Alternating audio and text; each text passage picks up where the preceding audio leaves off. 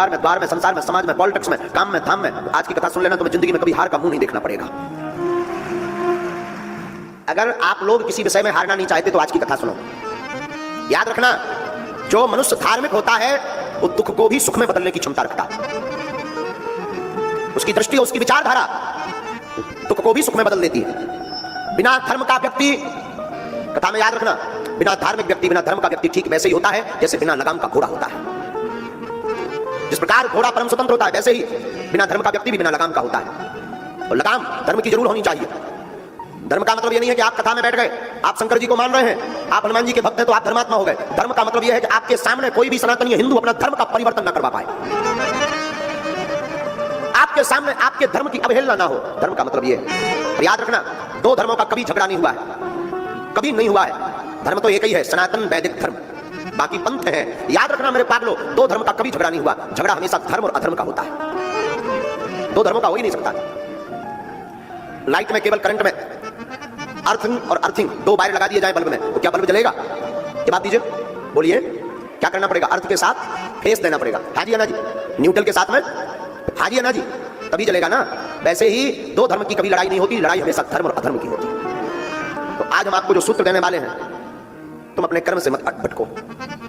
दुनिया आपके ऊपर क्या कर रही, आपसे क्या कह रही, मत घबराओ। एक महात्मा नदी में स्नान कर रहे थे। स्नान करते करते वो देखते हैं कि एक बिच्छू बहता हुआ चला जा रहा। महात्मा को लगा कि हमें बचाना चाहिए वरना ये मर जाएगा। महात्मा ने अपना हाथ लगाया, बहते हुए बिच्छू को हाथ पर रखा और फेंकने की तैयारी की तो उसने डंक मार दिया, काट दिया। महात्मा के हाथ से बिच्छू गिर गया। महात्मा ने हाथ फटकारा, फिर वो बिच्छू भागने लगा, बहने लगा। महात्मा ने फिर हाथ लगाया और हाथ पर रखा, वो बिच्छू ने फिर काट दिया, वो फिर गिर गया। महात्मा ने फिर हाथ फटकारा, विदिन 50 बार बिच्छू ने काटा, हाथ नीला पड़ गया, जहर चढ़ गया, हाथ में सुन्न पनाने लगा। नदी के किनारे हमारे तुम्हारे जैसा कोई एक सज्जन खड़े हुए थे। उन्होंने कहा, ये बाबा पागल हो क्या तुम, तुम्हारी बुद्धि सटिया गई, वो काट रहा तो तुम उसे ही बचाने का प्रयास कर रहे हैं, ऐसे को मरने दो। क्या जरूरत है उसको बचाने की? जो काट रहा हो, जिसके साथ तुम अच्छा कर रहे हैं, वो बुरा कर रहा है, तो क्या आवश्यकता है उसको बचाने की? क्या जरूरत है उसको हाथ पर रखने की? क्या आवश्यकता है? महात्मा ने मुस्कुराकर कहा कि श्रीमान, बात तो तुमने बहुत अच्छी बोली पर यह सोच बहुत छोटी है। श्रीमान याद रखो, जब वो बिच्छू अपनी प्रवृत्ति नहीं छोड़ सकता, बिच्छू जब काटना नहीं छोड़ सकता, तो साधु बचाना कैसे छोड़ देवे? वो अपना काम कर रहा, हम अपना काम कर रहे। वो मरते मरते भी अपनी आदत नहीं छोड़ रहा और हम जीते जीते अपनी आदत छोड़ दें। इसलिए मेरे पागलों, दुनिया का काम कहना है, उनको आदत पड़ी है कि तुमको कुछ ना कुछ वो बोलेंगे बोलेंगे बोलेंगे, लेकिन तुम्हारी जिम्मेवारी है दुनिया को बोलने दो। तुम डिगना नहीं, तुम बहकना नहीं, तुम अपने रास्ते पर बढ़ते कदम चले जाना, एक दिन मंजिल अवश्य मिल जाएगी। चाहे वो मंजिल परमात्मा को पाने की हो, या वो मंजिल आपकी जिंदगी की हो, या कोई पद पाने की मंजिल हो, या प्रतिष्ठा पाने की मंजिल हो, या भगवान को पाने की मंजिल हो। लोगों को कहने देना, लोग कहते रहेंगे, तुम बढ़ते जाना और एक दिन मंजिल पा जाओगे मेरे पागलों। आदत मत छोड़ना, लोगों के कहने पर तुम बहक मत जाना, लोगों को कहने पर तुम हट मत जाना। याद रखना, अहिंसा धर्म है, अहिंसा ना करो, बहुत अच्छा है, लेकिन धर्म पर कोई घात करे तो चुप बैठो तो ये भी पाप है। धर्म पर कोई घात करे तब बोल देना चाहिए, ये भी धर्म है। वो सूत्र जिसके लिए तुम बैठे हो, उस सूत्र का नाम है एकता। क्या नाम है? जोर से बोलो ना, पीछे वाले।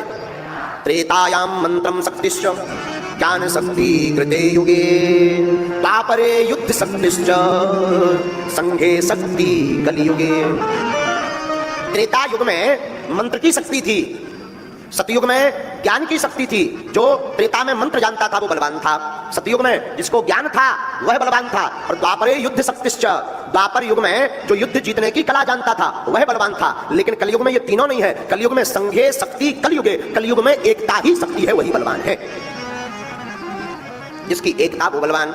इसलिए साधुओं, एकता चाहे घर की हो, परिवार की हो, भाई भाई की एकता हो, या फिर समाज की एकता हो, अथवा हिंदुओं की एकता हो, जो एकता पर बल देता है उससे पूरी दुनिया हार जाती है।